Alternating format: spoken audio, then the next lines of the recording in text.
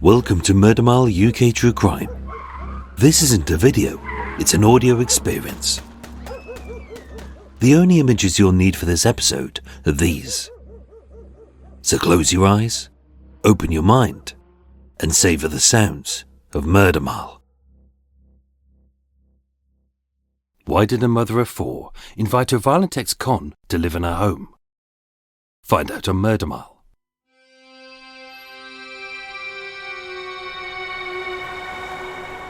Today I'm standing on Coulter Road in Shepherd's Bush, W6. 3 streets east of where Reg Christie had his dog Judy put to death. 2 streets north of the sadistic rape and murder of 12-year-old Katerina Konieva. 3 streets south of the recent suitcase murders by the fame-obsessed ex-porn star. And 4 streets west of the maniac who terrorised an empty grave. Coming soon to Murder Mile. Situated off Goldhawk Road, in what is affectionately called Brackenbury Village, even though it's not a village. Coulter Road consists of a very ordinary series of 2-storey terraces from the early Victorian era. Being flat-fronted, except for a single bow window on the ground floor, this gives everyone the chance to go up inside to see what their neighbour is watching on telly and get a sense of who they truly are. In short, if it's reality TV guff, then they're a bit thick, as they clearly believe that all celebrities must have turkey teeth, a tan, fake tits and no brain. If it's art, they're a pretentious ponce who usually wears red trousers. If it's news, they're either a bigot, a bore or a blatant racist, depending on what channel they're watching. And sport denotes a fat-wheezing loser whose sole purpose in life is to drone on and on about what the players did wrong, having seen the offending clip 52 times from 68 angles in slow motion. O is in hindsight great. But not everything we need to know about our neighbours can be gleaned with a single look. On Thursday the 6th of February 2025, Victoria Adams, a single mother of 4, invited a homeless man to escape the bitter cold.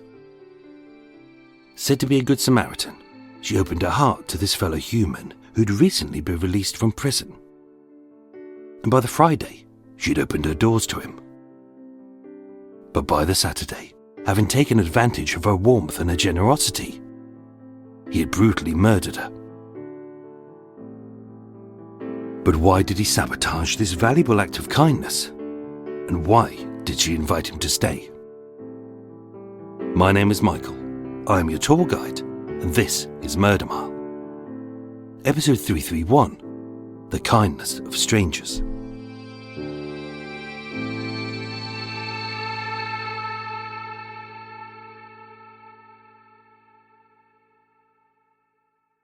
Life is difficult. It's a struggle. And although many of us refuse to admit it, we need others to survive. And with it being difficult to ask for help, we only do so when our lives have reached its lowest ebb.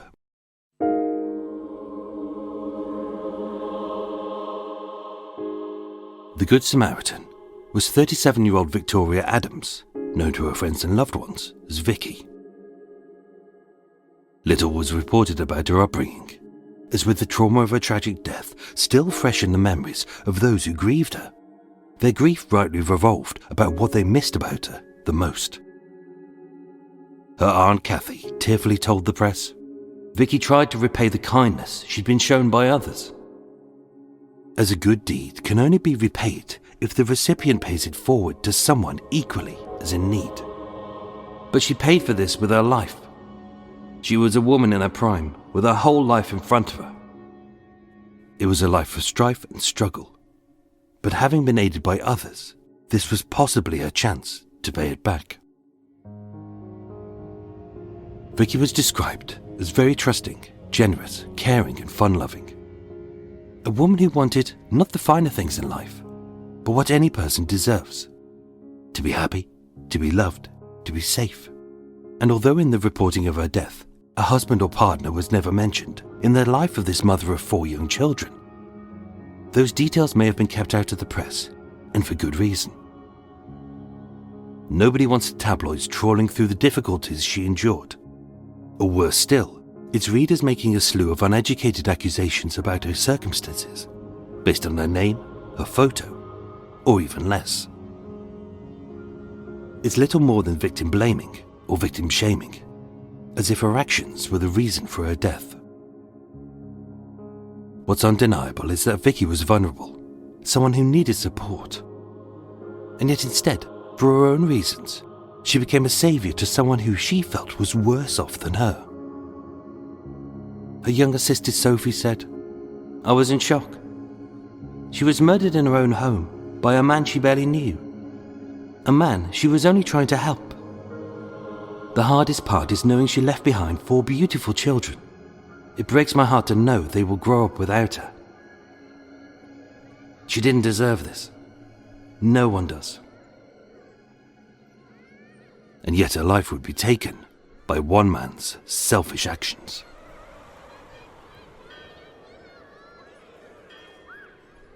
For just a short period of time, Vicky had lived in the upstairs flat of 22 Coulter Road, Shepherd's Bush. A pleasant residential street in a decent neighbourhood where generations of families had lived since the 1860s. The flat was small and self-contained, perfect for a lone woman, where she may have hoped to rebuild her life, as given her circumstances, it was suggested that her children didn't live with her.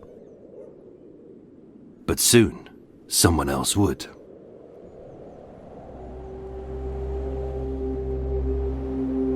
Thursday the 6th of February 2025 was a typical late winter's day.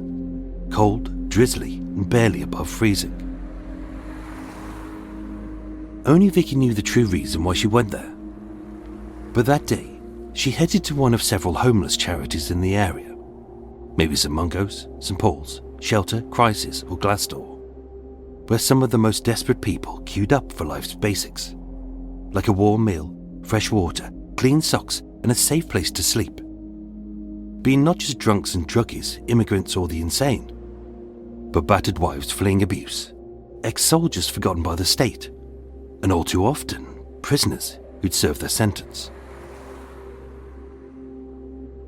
The saviour and the homeless man were strangers. It was said that there they'd met for the first time. And the next day, having given him her address, holding a suitcase of his possessions, he came to stay. It may seem odd, even dangerous, that a vulnerable lone woman would invite a stranger, especially a man who is also an ex-con whose history, including any possible crimes, drug habits, and mental health issues she may have been unaware of, to come and live in a small isolated flat behind a locked door. But she did. It's something that happens to us all. A sense of charity and a need to help others. For some it'll mean a small monthly donation to build a well in a faraway village that they'll never visit. To others, they'll give their time and energy to a cause which tugs at their heartstrings. Vicky would help a homeless man. And although many lives have been changed by such positive altruism, it can come with many dangers. In 2016, 9 years prior, 50-year-old Tracy Wilkinson of Stourbridge, a married woman with a good life, a nice house, a happy life, and a 13-year-old son called Pierce, took pity when she saw 24-year-old Aaron Barley outside of a supermarket, huddled in a cardboard box. Knowing she could change her life, she drove him home, fed him, gave him a safe place to stay, and her husband Peter found him a job. It was a fresh start for a young drug addict for whom life had run out of second chances.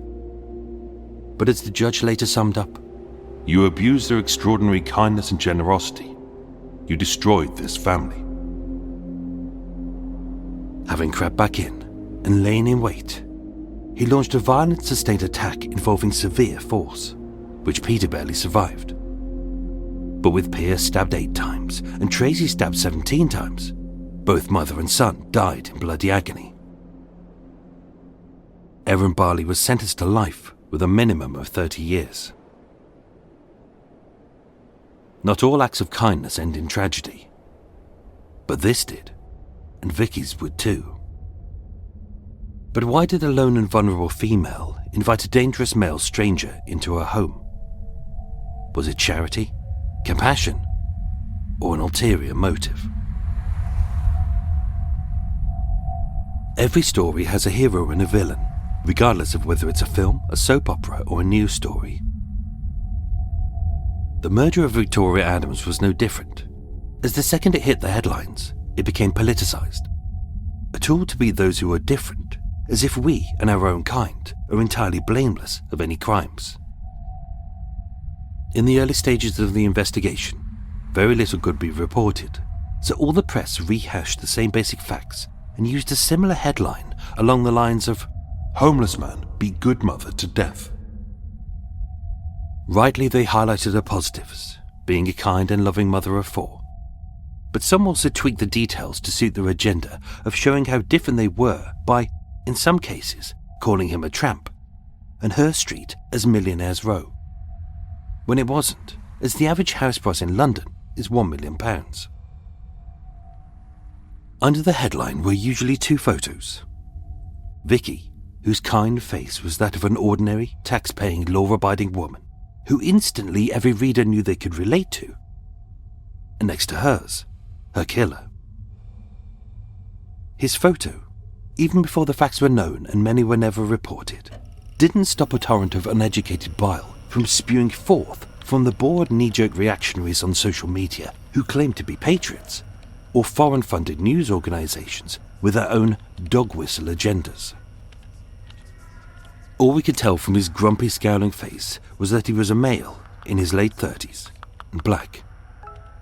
And although almost every article, regardless of his political leanings, were mostly accurate, that didn't stop the morons from making their opinions known in the comments section, having not read a single word. On a popular news website, when he was named as Apapale Adoum, the comments read, "Not a very British name. No surprise. I could have guaranteed you that he wasn't going to be called John." Which was made all the more ironic, having spelled John wrong. With one even blaming Vicky for her killing, stating, "What kind of a name is that? Lady should have known better." And because he was black, some wrote, "Tell us again why diversity is our strength." As well as, "More enrichment in our community, I see." In the first week of 2025, the migrant boats crossing the English Channel from France had become a political hot potato, as used and abused by every political party. 1 year before, figures state that 36,000 people, mostly from Afghanistan, Syria and Vietnam, made the perilous journey in flimsy boats. In 2025, that increased by 16%, with roughly 50 on day 1, 100 on day 2, and 250 by day 3. It didn't matter that Vicky's killer wasn't an immigrant, an asylum seeker, and had never lived overseas, as having seen just his photo or heard just his name, all that mattered was that he wasn't white, and that's all they needed to know.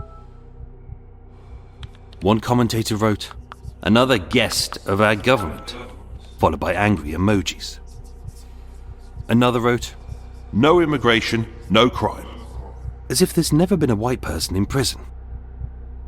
One wrote, "Deport every last one of them," which would be easy, as he was born just a bus ride away from London. And rattling the chains of another political hot potato, the government schemed to reduce the asylum backlog of refugees facing homelessness by ordinary people offering up their spare rooms, especially to families of those from war-torn Ukraine. One commenter wrote, "I ain't letting no murderers in my bedroom." Admittedly, some gave good advice. "We look after homeless people in winter, but are told never to invite them into our homes." Some turned it into a sick joke. "Strange way to go about looking for a stepdad." Some pointed out, although not all homeless people are thieves, drug addicts, psychopaths and sociopaths, some are, same as those who are religious, middle class and wealthy. But it didn't take long for the basic facts to be bastardized, with some sources claiming he was a migrant from Chad in Africa. And as it always does, with every falsehood now a fact in the eyes of those who choose to believe it, with the so-called immigrant status of Vicky's killer weaponized by those with an axe to grind, the truth about Apapale Adoum not being fully reported, it's hard to blame the ignorant for their lies. So who was he?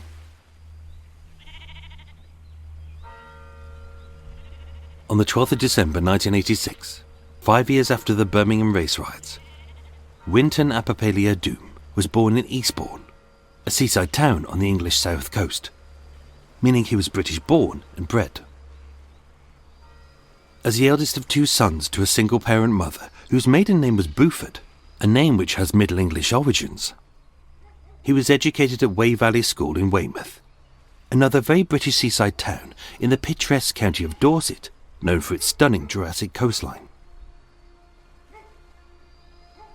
Little is known of his early life, being raised on a 1970s council estate called Littlemore. And although it may seem idyllic and far from the crime of the big cities, being a black youth in a white village came with its own problems. In fact, the only time the family was mentioned in the local paper was when his younger brother went missing for several days, aged just 12. But he was later found safe and well, having ran away from home. Yet this wouldn't be the last time that Apapale Adoum would make the headlines. With no known skills or job, on the 19th of July 2004, aged just 18, his descent into drugs and violence was reported in the Dorset Echo, stating, Wynton Apapale Adoum has denied threatening to kill a person and 2 counts of assault, but admitted damaging a door frame on the day of the alleged offences. He was granted bail on condition he lives at a friend's house in Bristol, does not contact any witnesses, does not drink alcohol or take any non-prescription drugs, and does not visit Weymouth except to attend court. Barely out of his teens, and already an angry, messed-up boy who, often being high and drunk, was banned from his hometown owing to threats, intimidation, and prone to unprovoked acts of violence with murder on his mind, Apapale Adoum was about to serve a stretch in prison, the first of many. The prosecutor, John Smith KC, said during the trial for Vicky's murder that he had a history of violence against women. Something it's unlikely Vicky knew, as in 2018 he broke a woman's jaw and gave her a black eye. And in 2024 he attacked 2 female prison officers, punching one in the face and knocking her out. In court, he shouted furiously from the dock, denying any claims that he was a woman beater, stating, I'm just violent. That's my problem. I'm a bad man for that, but don't make me out to be a coward. For which the judge had sent him back down to the cells of the Old Bailey so he could calm himself down. You see, with a little research, rather than just reacting to the colour of his skin, those who commented on his crime didn't need to fabricate his immigrant status in order to hate him, as he was already a nasty, violent man who should never have been allowed anywhere near women, ever again. But he was. During the last week of January 2025, having been released from prison, Adoum was homeless, alone, and broke. This also meant that any anger management courses became voluntary. His counselling became as empty as his wallet, and his medication to cure his drug habit was as sketchy as his prospects. Upon release, his situation was bad, as it was for many prisoners that year. 13.1% of prisoners released in England in 2024 ended up homeless. 53% of all homeless persons have been in prison before, with 11% citing it as their last address. 64% of homeless ex-prisoners are more likely to reoffend. And with overcrowding and funding an issue, that year, 12% more prisoners were released. Many ex-prisoners become homeless owing to faults which aren't their own. Some are only told of their release with little, if any, notice, so accommodation can't be planned. While inside, they're often disqualified from council housing. Landlords are hesitant to rent to those with criminal records. Delays in universal credit leave ex-prisoners without funds for rent or deposits. Prison can often worsen trauma, mental health and addiction. Family ties and friendships are often severed. And the situation is so bad that some prisons issue homeless prisoners with a tent and a sleeping bag upon release. Prison is a hard and unforgiving place, full of fear and danger. But for many, homelessness is worse. It's so horrific, with it reported in 2023 that the UK saw a worrying rise in 12.2% of homeless deaths, with many by starvation, assault or murder. Many former convicts deliberately re-offend so they can return to the one place that they feel safe: prison. September 2024, an early release scheme was initiated by the government to free up space in our overcrowded prisons. Again, on paper, it ticked a lot of boxes, so the bureaucrats could give themselves a well-earned pat on the back for a job well done. But with some prisoners released by mistake, and others let out without electronic tags or a curfew, as before, with no accommodation planned, where were these prisoners to stay? Many would be homeless without the kindness of a good Samaritan. But why did Vicky let this homeless stranger into her home? It seems odd, as she was a lone, vulnerable female. It seems stranger still, given his history of violence against women, which, having supposedly just met him, she may not have known. But said to be kind and trusting, it was believed that Vicky had tried to repay the kindness she'd been shown by others. Her neighbour Eddie Scott said of the street, "It's peaceful.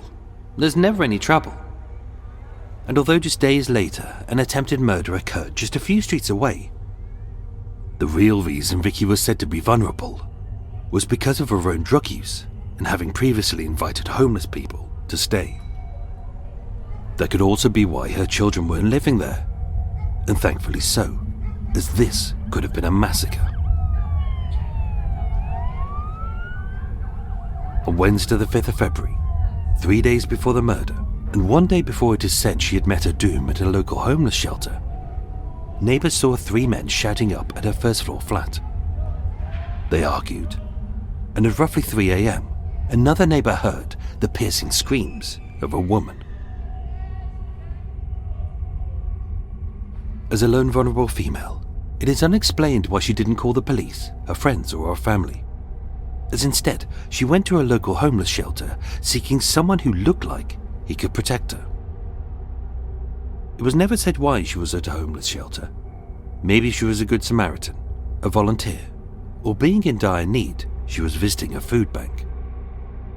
With both of them being drug users, that could be how they knew each other. And although this may seem strange to us, it could have been normal for Vicky.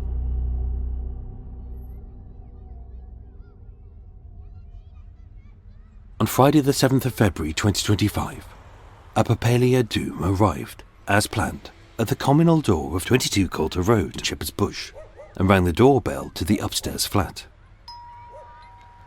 He was wearing the same grubby clothes. He was hungry, in need of a bath, and he carried his worldly possessions in a single suitcase.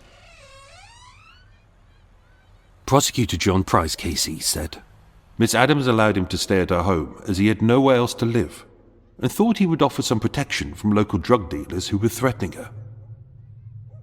She came to regret it, probably because he is by his nature violently unpredictable, and she may well have become frightened of him. As realizing her mistake, she wrote him a nice note asking him to leave. But whereas she feared the violence of drug dealers, he feared being hungry and homeless. Sometime during the afternoon of Saturday the 8th, just 1 day after his arrival, being alone behind a locked door in an isolated flat with a large, powerful man who refused to leave her home, Vicky was attacked in what was said to be a blind rage, as his unpredictable fury against women was unleashed.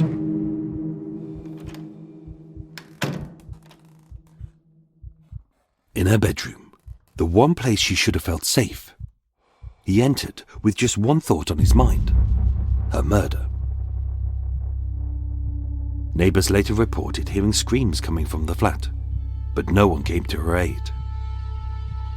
As taking these weapons of death from her own kitchen, he slipped a black plastic bin bag over her head. He pushed her face into a pillow, suffocating her, and with a heavy wooden cooking mallet, he bludgeoned her with severe force, inflicting 10 separate injuries to the back and side of her head. Her death was horrific and swift, but his departure was not. Instead of fleeing, he left her body where she lay, growing ever colder as her blood coagulated around her. In the kitchen, he attempted to wash up the mallet, which was matted with her blood and hair. Then he packed his suitcase, leaving it in the sitting room to collect later, and he left, stealing her purse. But as premeditated as the murder had been, one thing he'd forgotten to steal: her house keys. Having drained her bank account and blown what little she had on cocaine, drink, trainers and junk food, the next day, Sunday the 9th, at 10:13 p.m, police were called to 22 Coulter Road as neighbours had heard Adoum's repeated attempts to break down the communal door. With 2 knives and a screwdriver found in his pockets, he was charged with 2 counts of possession of an offensive weapon. And even though Vicky's dead body was found upstairs, at that point in the investigation, they couldn't charge him with murder, so he callously asked about his suitcase, stating, "Am I going to get the rest of my stuff from upstairs?" On Tuesday the 11th, 3 days later at Westminster Magistrates Court, Adoum pleaded guilty to 2 counts of possession of an offensive weapon and was sentenced to 42 weeks imprisonment. But as the police's only suspect in the murder of Vicky Adams, and with the evidence against him slowly mounting, his bail was denied and he was held at Wandsworth Prison. The investigation, headed up by Detective Chief Inspectors Matt Denby and Ollie Stride, was thorough, and with a timeline established and a careful forensic analysis of how Adoum was linked to Vicky's death, including CCTV footage, traffic cameras, phone mass data, and her bank statements, which showed where he'd spent her money during his spending spree. The most damning evidence was the bloodstains in her sink. The mallet, which although he'd attempted to wash it, her DNA remained on it, being found in his suitcase, as well as his fingerprints being on the bin bag used to suffocate her.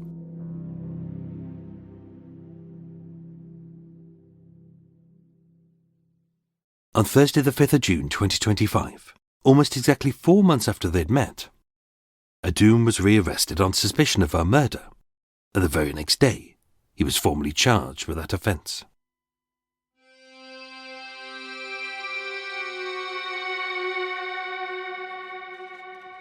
The 3-week trial began at the Old Bailey on Tuesday the 26th of August 2025 before Judge Nigel Lickley KC.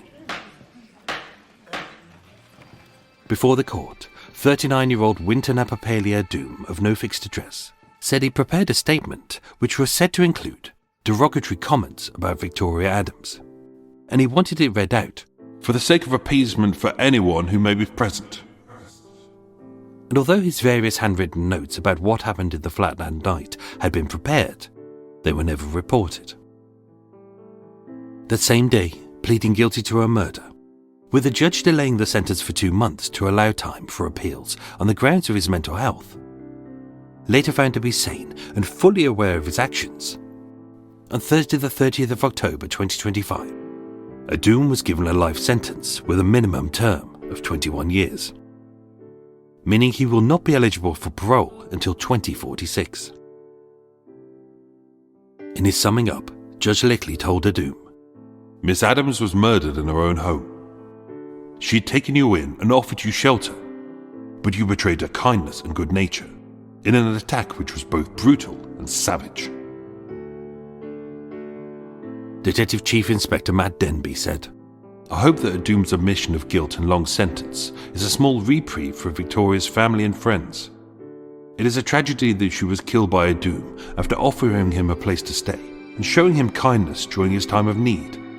She deserved better." Yet for his sister and aunt, they were left dumb and struggling to understand what had happened. And that is what happened. The truth truly is out there, but many will never find or seek it by making crude assumptions about a person or persons based on their name and photo. There was no need to fake any details to make Vicky more sympathetic, just as Adoum was a heinous man whose diabolical deeds as a villain throughout his whole life didn't need to be inflated any further as he was a poor excuse for a human being, regardless of his ethnicity, and he didn't deserve the kindness of strangers.